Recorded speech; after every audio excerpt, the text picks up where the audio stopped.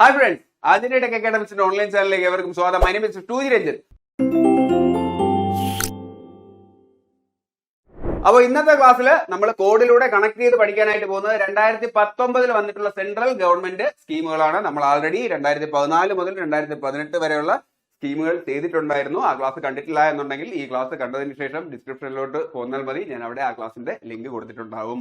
വരാൻ പോകുന്ന മത്സര പരീക്ഷയിൽ വളരെ ഇമ്പോർട്ടന്റ് ആയിട്ടുള്ള ഭാഗമാണ് പദ്ധതികൾ. ഈ ഭാഗത്തു നിന്നുള്ള ചോദ്യങ്ങൾ തിരിച്ചും മറിച്ചുമൊക്കെ ചോദിക്കും. നമുക്ക് കണക്ട് ചെയ്ത് തന്നെ പഠിച്ചു പോകാം. അതുകൊണ്ട് തന്നെയാണ് പദ്ധതികളുടെ സീരീസ് നമ്മളിപ്പോൾ ചെയ്തുകൊണ്ടിരിക്കുന്നത്. അപ്പോൾ ക്ലാസ്സിലേക്ക് കടക്കുന്നതിന് മുന്നേ ഞങ്ങൾ ചെയ്യുന്ന ക്ലാസ്സുകൾ നിങ്ങൾക്ക് ഇഷ്ടമായാൽ ലൈക്ക് ചെയ്യാനും ഷെയർ ചെയ്യാനും സബ്സ്ക്രൈബ് ചെയ്യാനും മറക്കരുത്. ഞങ്ങളുടെ ക്ലാസ്സുകൾ റെഗുലറായിട്ട് നിങ്ങളിലേക്ക് എത്തുവാനായിട്ട് ബെല്ലൈക്കൺ ക്ലിക്ക് ചെയ്യൂ. ഈ ക്ലാസ്സിന്റെ നോട്ട് വേണം എന്നുണ്ട് എങ്കിൽ ഡിസ്ക്രിപ്ഷനിൽ ഞാൻ ടെലഗ്രാം ചാനലിന്റെ ലിങ്ക് കൊടുത്തിട്ടുണ്ടാവും. അവിടെ ജോയിൻ ചെയ്തോളൂ. ഞാൻ ഈ ക്ലാസ്സിന്റെ നോട്ട് അയച്ചേക്കാം. മാത്രമല്ല യൂട്യൂബിൽ അപ്ലോഡ് ചെയ്യാറുള്ള എല്ലാ ക്ലാസ്സിന്റെയും വീഡിയോയുടെ ലിങ്ക് ഞാൻ അവിടെയും ഷെയർ ചെയ്യാറുണ്ട്. അപ്പൊ നിങ്ങൾക്ക് ക്ലാസ് മിസ്സാകത്തില്ല എങ്കിൽ ക്ലാസ്സിലേക്ക് കിടക്കാം. അപ്പൊ നമ്മൾ പറഞ്ഞതുപോലെ 2019 വന്ന ഇമ്പോർട്ടന്റ് ആയിട്ടുള്ള യോജനകളാണ് ഈ ക്ലാസ്സിൽ നമ്മൾ നോക്കാനായിട്ട് പോകുന്നത്. അത് ഈ ഒരു രീതിയിൽ നമുക്ക് കണക്ട് ചെയ്യാം.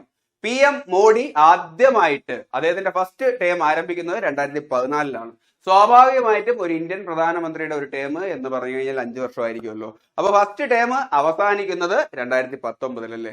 സെക്കൻഡ് ടേമിലും പുള്ളി തന്നെ വന്നു. അപ്പൊ അത് വെച്ചിട്ട് നമുക്ക് കണക്ട് ചെയ്യാം. സെക്കൻഡ് ടേമിൽ വീണ്ടും വരാനായിട്ട് വോട്ടിന് വേണ്ടിയിട്ട് പുള്ളി കുറച്ച് സുപ്രധാനപ്പെട്ട സ്കീമുകൾ കൊണ്ടുവന്നു എന്ന് ഓർത്തോളൂ. ആ സ്കീം ആർക്കൊക്കെ വേണ്ടിയിട്ടാണ് എന്നാൽ ഈ രീതിയിൽ ഓർത്താൽ മതി. ഒന്ന് കർഷകൻ, കിസാൻ അല്ലേ, കർഷകന് വേണ്ടിയിട്ട്. മറ്റൊന്ന് അസംഘടിത മേഖലയിലെ തൊഴിലാളികൾ, ഈ സ്ട്രീറ്റ് വെൻഡേഴ്സ്, തെരുവിൽ വ്യാപാരം ചെയ്യുന്നവര്, ഫുട്പാത്തിലൊക്കെ വ്യാപാരം ചെയ്യുന്നവര്, പിന്നെ ഈ ഫ്രീലാൻസ് അല്ലെ, സ്വയം തൊഴിലിലൊക്കെ നടക്കുന്നത്. ഇതൊന്നും സംഘടിതമായിട്ടുള്ള സംഘടനകളൊന്നും ഇല്ലാത്ത അസംഘടിത മേഖലയിലെ തൊഴിലാളികളാണ്. അവർക്ക് വേണ്ടിയിട്ട് സ്കീം കൊണ്ടുവന്നു എന്നോർത്തോളൂ. പിന്നെ ജീവന്റെ അടിസ്ഥാനം എന്ന് പറഞ്ഞു കഴിഞ്ഞാൽ ജലമാണ്.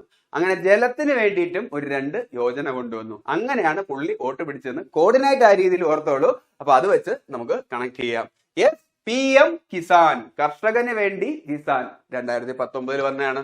ജൽജീവൻ മിഷൻ, അടൽ ഭൂജൽ മിഷൻ രണ്ടും 2019 വന്നതാണ്. ജലവും ഭൂജലവും ജീവന്റെ അടിസ്ഥാനം അല്ലേ. എങ്കിൽ പ്രധാനമന്ത്രി കുസും യോജന വരുന്നതും 2019 കുസുമവതികളായിട്ടുള്ള സൂര്യകാന്തികളെ കർഷകന് നൽകി എന്ന് ഓർത്തോളൂ. കുസുമവതികൾ എന്ന് പറയുമ്പോഴത്തേക്കും സ്ത്രീ ആയിരിക്കുമല്ലോ. അത് വെച്ച് നമുക്ക് കണക്ട് ചെയ്യേണ്ടതുണ്ട്. അതും കർഷകന് വേണ്ടി വന്ന യോജനയാണ്. എങ്കിൽ ശ്രമയോഗി മാൻധാൻ യോജന വരുന്നതും 2019 അല്ലെ. തെരുവിലൊക്കെ വ്യാപാരം ചെയ്യുന്നവരൊക്കെ വെയിലൊക്കെ കൊണ്ട് വളരെ ശ്രമകരമായിട്ടായിരിക്കും അവർ ജോലി ചെയ്യുന്നത്. അങ്ങനെ ശ്രമകരമായി ജോലി ചെയ്യുന്ന ആ മാന് ധനം വരുന്ന പദ്ധതിയാണ് ശ്രം യോഗി മൻധാൻ എന്ന് ഓർത്തോളൂ. അപ്പൊ നമുക്ക് ഓരോന്നോരോന്നായിട്ട് നോക്കാം. പ്രധാൻ മന്ത്രി കിസാൻ യോജന, ഇതിന്റെ മുഴുവൻ നാമം എന്ത് എന്നാൽ പ്രധാൻ മന്ത്രി കിസാൻ സമ്മാൻ നിധി എന്നാണ്. ആ പേരിൽ തന്നെ ഉണ്ട്. കിസാൻ എന്നാൽ കർഷകൻ, പ്രധാനമന്ത്രി കർഷകന് സമ്മാനമായി നിധി നൽകുന്ന സ്കീമാണ്. ഇത് വന്നത് 2019 ഫെബ്രുവരി 24 2019 ഏപ്രിൽ മെയ് മാസങ്ങളിലാണ് ഇലക്ഷൻ നടക്കുന്നത്. അപ്പൊ അതിനു മുന്നേ കർഷകനെ ഇംപ്രസ് ചെയ്യുകയാണെന്നുണ്ടെങ്കിൽ അതിനു മുന്നേ ആ സ്കീം നടപ്പിലാക്കണം അല്ലേ. ആ രീതിയിൽ കണക്ട് ചെയ്താൽ മതി. 2019 ഫെബ്രുവരി 24 വന്നു. ഈ സ്കീം പ്രകാരം കർഷകന് 6000 രൂപയാണ് കിട്ടുന്നത്. പക്ഷെ 1 വർഷം കൊണ്ടേ കൊടുക്കത്തുള്ളൂ. കാരണം ഇലക്ഷൻ കഴിഞ്ഞതിന് ശേഷം വന്നിട്ട് വോട്ടിടണമല്ലോ. നേരത്തെ ഫുള്ള് കൊടുത്തു കഴിഞ്ഞാൽ ചിലപ്പോൾ വോട്ടിട്ടില്ലെങ്കിലോ. കോർഡിനേറ്റ് പറയുന്നതാണ്, ആ രീതിയിൽ കണക്ട് ചെയ്തോളൂ. അപ്പൊ 1 വർഷം കൊണ്ടായിരിക്കും ഇത് കൊടുക്കുന്നത്. എത്ര? 3 ഗഡുക്കളായിട്ടായിരിക്കും കൊടുക്കുന്നത്. 6000 രൂപ 3 ഗഡുക്കളായിട്ട് കൊടുക്കുമ്പോഴത്തേക്കും ഒരു ഗഡു എത്രയായിരിക്കും? 2000 രൂപ. 1 വർഷത്തില് 3 ഗഡുക്കളായിട്ട് കൊടുക്കുമ്പോഴത്തേക്കും സ്വാഭാവികമായിട്ടും 4 മാസത്തിലായിരിക്കും ഒരു ഗഡു വരുന്നത്. 4 മാസം, 8 മാസം, 12 മാസം. ആ കാലയളവില് 6000 രൂപ 2000 രൂപ വെച്ച് കൊടുത്തു തീക്കും എന്ന് ഓർത്താൽ മതി. 2 ഹെക്ടർ വരെ കൃഷിഭൂമിയുള്ള എല്ലാ ചെറുകിട കർഷക കുടുംബങ്ങൾക്കും ഇത് പ്രകാരമുള്ള ആനുകൂല്യം എത്തുന്നതാണ് എന്ന് ഓർത്തോളൂ. ഇതൊരു 100% സെൻട്രൽ ഗവൺമെന്റ് സ്കീമാണ് എന്നും ഓർത്തോളൂ. കാരണം ആ സമയത്ത് സെൻട്രൽ ഗവൺമെന്റ് ഇലക്ഷൻ നടക്കുന്നതുകൊണ്ട് ഈ രീതിയിൽ കണക്ട് ചെയ്താൽ മതി. എങ്കിൽ മിനിസ്ട്രി ഏതാണ് എന്ന് ചോദിക്കും. ഇത് ministry of agriculture and farmers വെൽഫെയറിന്റെ അണ്ടറിലാണ് വരുന്നത്. കാരണം ഇത് കർഷകർക്ക് കാശ് എത്തിക്കുന്നതാണല്ലേ. അപ്പൊ സ്വാഭാവികമായിട്ടും agriculture and farmers welfare ministry ആയിരിക്കുമല്ലോ. എങ്കിൽ അടുത്ത് നമുക്ക് നോക്കേണ്ടതാണ് Jal Jeevan mission. 2019 August 15 Jal Jeevan mission launch ചെയ്യുന്നതെന്ന് ഓർത്തോളൂ. ഇങ്ങനെ കണക്ട് ചെയ്യാം. ആഗസ്റ്റ് എന്നാൽ ഗസ്റ്റ് എന്ന് ഓർത്തോളൂ. ആഗസ്റ്റ് മാസത്തിന്റെ പകുതിയിൽ ഗസ്റ്റ് വന്നപ്പോഴത്തേക്കും അവരുടെ ജീവൻ നിലനിർത്താൻ ജലം നൽകിയ യോജനയാണ് ജൽജീവൻ യോജന. 2019 ഓഗസ്റ്റ് 15 അതാണ് ഗസ്റ്റ്. ആഗസ്റ്റ് മാസം പകുതിയിൽ വന്നപ്പോഴത്തേക്കും ഗസ്റ്റ് വരുമ്പോൾ നമ്മൾ ജലം നൽകുമല്ലോ. ജീവൻ നിലനിർത്താൻ ജലം നൽകി. ആ രീതിയിൽ കണക്ട് ചെയ്താൽ മതി. ഈ പദ്ധതിയുടെ ഗോള്, ലക്ഷ്യം എന്ത് എന്നാൽ ഹർ ഘർ ജൽ എന്ന് ഓർത്തോളൂ. ഘർ എന്നാൽ വീടല്ലേ, എല്ലാ വീട്ടിലും ജലം എത്തിക്കുക, water to every household എന്നുള്ളതാണ്. 2024 ഗ്രാമീണ ഭവനങ്ങളിൽ പൈപ്പ് വഴി സുരക്ഷിത കുടിവെള്ളം ഉറപ്പാക്കാനായി ലക്ഷ്യമിടുന്ന കേന്ദ്ര സർക്കാരിന്റെ പദ്ധതിയാണ് ജൽ ജീവൻ മിഷൻ എന്ന് ഓർത്തോളൂ. 2019 ആഗസ്റ്റ് 15 സ്റ്റാർട്ട് ചെയ്തത്. അത് കഴിഞ്ഞിട്ട് മോഡിയുടെ ആ ടൈം കഴിയുന്നത് 5 വർഷം കഴിയുമ്പോഴല്ലേ. അപ്പൊ 2024 അടുത്ത ഇലക്ഷൻ വരുന്നതിന് മുന്നേ എല്ലാ ഭവനങ്ങളിലും കുടിവെള്ളം എത്തിക്കുന്നതായിരുന്നു ടാർഗറ്റ് എന്ന് കോഡിനായിട്ട് ഓർത്താൽ മതി. അത് APL BPL വ്യത്യാസമില്ലാതെ വെറും 10% ഗുണഭോക്തൃ വിഹിതം ഏകദേശം 450 താഴെ അടച്ച് പുതിയ വാട്ടർ കണക്ഷൻ വീടുകളിൽ എത്തിക്കുക എന്നുള്ളതാണ് ഈ പദ്ധതിയുടെ ലക്ഷ്യം എന്നും ഓർത്തോളൂ. എങ്കിൽ ഇനി നോക്കേണ്ടതാണ് അടൽ ഭൂജൽ യോജന. ജൽജീവൻ കഴിഞ്ഞു, ജലം കഴിഞ്ഞപ്പോഴത്തേക്ക് അടുത്ത് ഭൂജലം വന്നു എന്നോർത്തോളൂ. ആദ്യം കർഷകന് കിസാന് വന്നിട്ട് സമ്മാൻ നിധിയുമായി എത്തി, പിന്നെ ജലം നൽകുന്ന പദ്ധതി, ഇനി ഭൂജലം നൽകുന്ന പദ്ധതിയാണ് എന്ന് കണക്ട് ചെയ്യണം. ഇത് വരുന്നത് 2019 ഡിസംബർ 25 2019 ഡിസംബർ 25 ക്രിസ്മസ് അല്ലേ. അപ്പൊ ക്രിസ്മസിന് സാന്താക്ലോസ് ഒക്കെ വരുമ്പോഴത്തേക്കും ഭൂജലം എത്തിക്കാനായിട്ട് കൊണ്ടുവന്ന പദ്ധതി എന്നും ഓർത്താൽ മതി. ഇത് അടൽ ബിഹാരി വാജ്പേയിയുടെ 95ാമത്തെ പിറന്നാളിനാണ് ഇത് ലോഞ്ച് ചെയ്യുന്നത്. അപ്പോൾ വാജ്പേയി ജനിച്ചതും വന്നിട്ട് ക്രിസ്മസിന്റെ അന്നാണ് എന്നോർത്തോളൂ.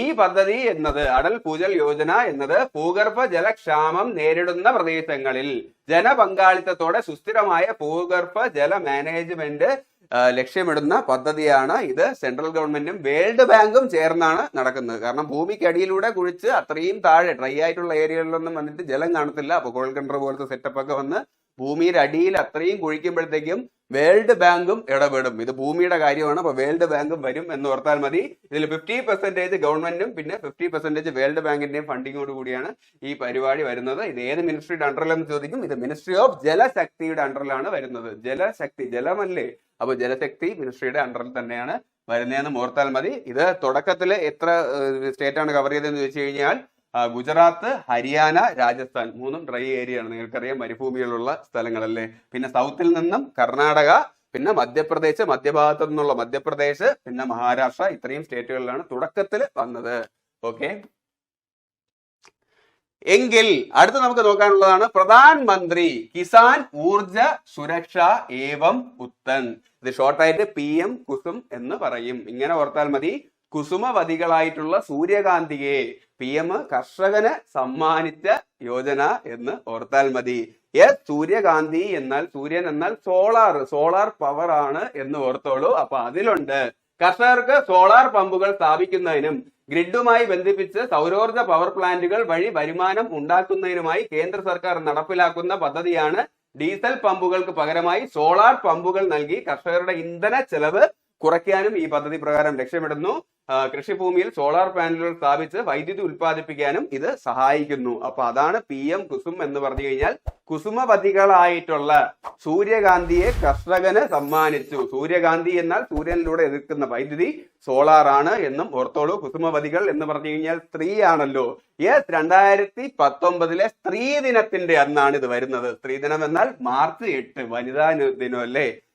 2019 മാർച്ച് 8 കുസുമവതികളായ സൂര്യകാന്തിയുമായി PM വന്ന് PM കുസും സ്കീമും ആരംഭിച്ചു.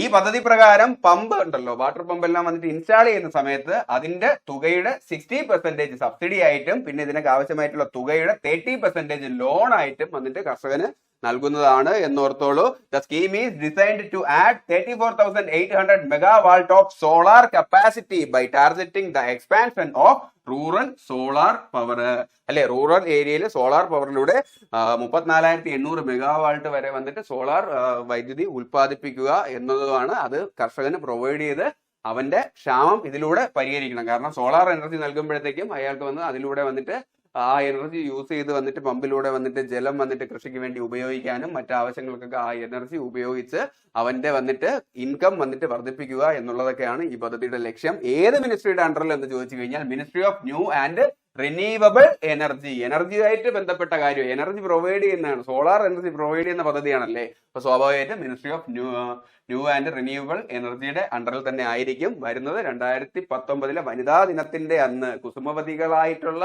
സൂര്യകാന്തി പൂക്കളെ PM കർഷകർക്ക് നൽകി എന്ന് ഓർക്കാനാണ് പറഞ്ഞത്. സൂര്യകാന്തി എന്നാൽ സോളാർ എനർജിയാണ്. കുസുമവതികൾ എന്നാൽ അതിൽ വനിതയുണ്ട്, വനിതാ ദിനത്തിന്റെ അന്നുമാണ് വരുന്നത് എന്ന് കണക്ട് ചെയ്തോളൂ. എങ്കിൽ അടുത്ത് നോക്കാനുള്ളതാണ് പ്രധാൻമന്ത്രി ശ്രമയോഗി മാൻധാൻ യോജന.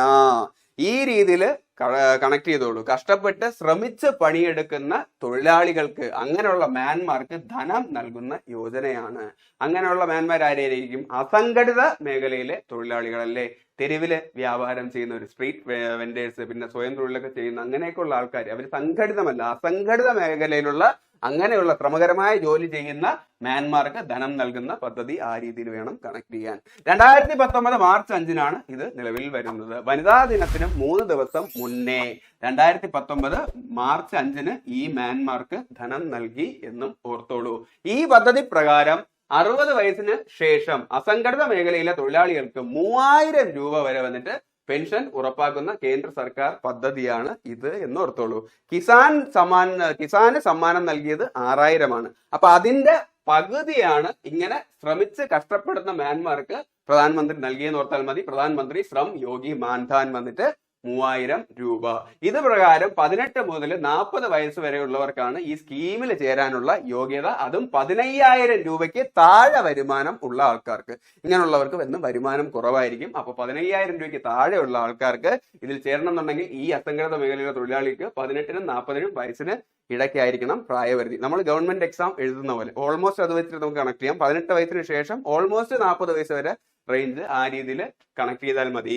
ഇത് പ്രകാരം പ്രായത്തിനനുസരിച്ച് 55 മുതൽ 200 രൂപ വരെ ഇതിൽ അടയ്ക്കണം. അങ്ങനെ അടയ്ക്കുമ്പോഴത്തേക്കും 60 വയസ്സിന് ശേഷം 3000 രൂപ വരെ പെൻഷൻ കിട്ടും. ഇതിലെ കോൺട്രിബ്യൂഷൻ എന്ന് പറഞ്ഞു കഴിഞ്ഞാൽ ഗവൺമെന്റ് 50% പെൻഷന് വേണ്ടിയിട്ടുള്ള കോൺട്രിബ്യൂഷനിലിടും. 50% എന്ന് പറഞ്ഞു കഴിഞ്ഞാൽ ഇതിൽ അടയ്ക്കുന്ന വ്യക്തിയുടെ കോൺട്രിബ്യൂഷനുമാണ്. ആ രീതിയിലാണ് ഇത് വരുന്നത് എന്നും ഓർത്തോളൂ. എങ്കിൽ ഇത് ഏത് മിനിസ്ട്രിയുടെ അണ്ടറിൽ എന്ന് ചോദിച്ചു കഴിഞ്ഞാൽ മിനിസ്ട്രി ഓഫ് ലേബർ ആൻഡ് എംപ്ലോയ്മെന്റിന്റെ അണ്ടറിലാണ്. ഇതിന് വേണ്ടിയിട്ട് മുന്നിൽ വരുന്ന ഏജൻസി LIC ആണ് ഇത് മാനേജ് ചെയ്യുന്നതെന്നും ഓർത്താൽ മതി.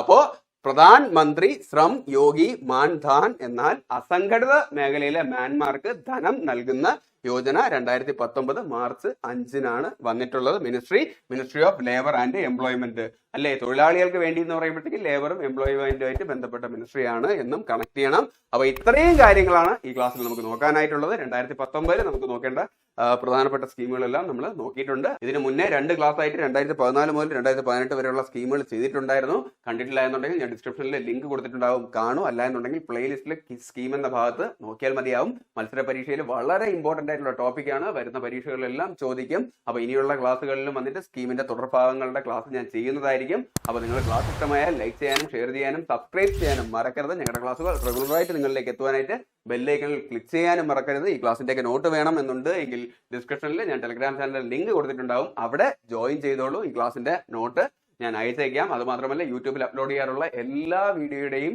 ലിങ്ക് ഞാൻ അവിടെയും ഷെയർ ചെയ്യാറുണ്ട്. അപ്പൊ നിങ്ങൾക്ക് ക്ലാസ്സും മിസ്സാകത്തില്ല. അപ്പോൾ അടുത്ത ക്ലാസ്സിൽ വീണ്ടും കാണാം. This is Vishnu G Ranjith. പഠിക്കൂ പഠിച്ചുകൊണ്ടിരിക്കൂ.